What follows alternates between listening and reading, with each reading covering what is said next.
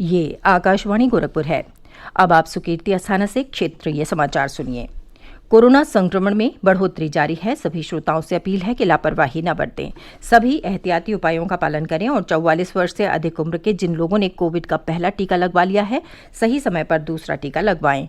3 आसान उपायों का पालन करें और सुरक्षित रहें। मास्क लगाएं, 2 गज की सुरक्षित दूरी बनाए रखें तथा बार बार हाथ धोने और साफ सफाई का ध्यान रखें। और अब समाचार।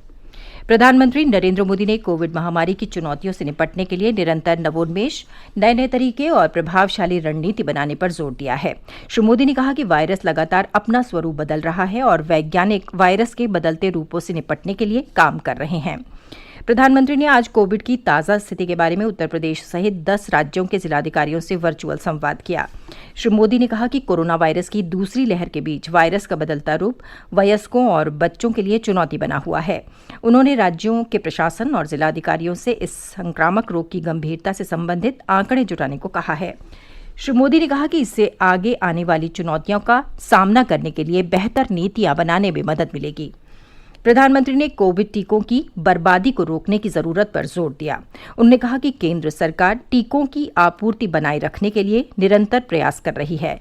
श्री मोदी ने कहा कि कोरोना के सक्रिय मामलों में कमी आने के बावजूद कोविड महामारी से उत्पन्न चुनौतियां अभी भी बनी हुई हैं। उन्होंने कहा कि कोविड महामारी से बचने के नियमों का पालन करना ही इस बीमारी से बचने का एक सशक्त माध्यम है।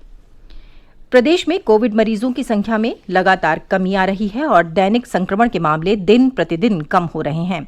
पिछले 24 घंटों के दौरान राज्य में कोविड के 6,725 नए मामले सामने आए हैं, जबकि इस दौरान 13,590 लोग महामारी से ठीक हुए हैं।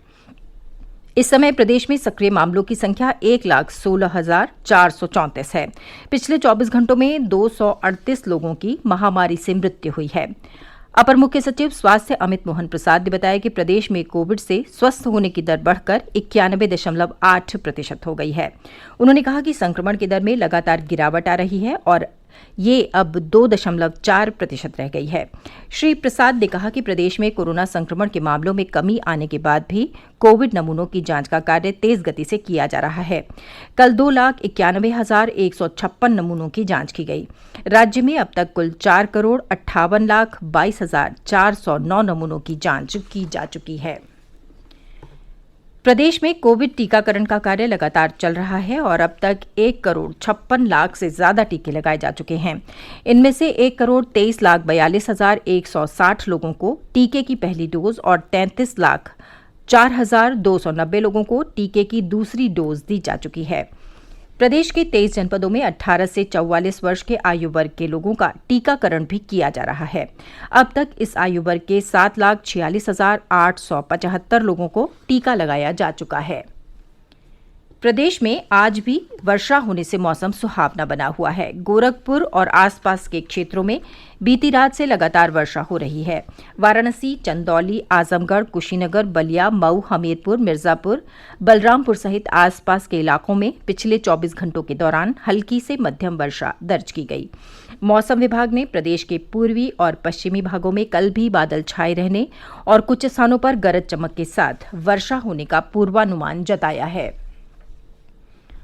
कानपुर में भारतीय प्रौद्योगिकी संस्थान आईआईटी के प्रोफेसर मनीन्द्र अग्रवाल के नेतृत्व में शोधकर्ताओं का दल देश में कोविड के प्रसार का अध्ययन कर रहा है और गणितीय मॉडल सूत्र के आधार पर संक्रमण के बारे में अनुमान लगा रहा है।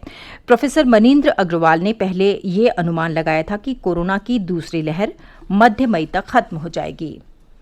आकाशवाणी का समाचार सेवा प्रभाग गणितीय मॉडल सूत्र पर आईआईटी कानपुर के प्रोफेसर मनीन्द्र अग्रवाल के साथ एक विशेष साक्षात्कार प्रस्तुत करेगा। ये सूत्र कोविड के मामलों में कमी की प्रवृत्ति को दर्शाता है। ये साक्षात्कार कार्यक्रम सुर्खियों में एफएम गोल्ड चैनल और अतिरिक्त मीटरों पर शाम 7:40 से सुना जा सकता है। ये कार्यक्रम हमारी वेबसाइट newsonair.com और हमारे YouTube channel news on AIR official पर भी उपलब्ध होगा।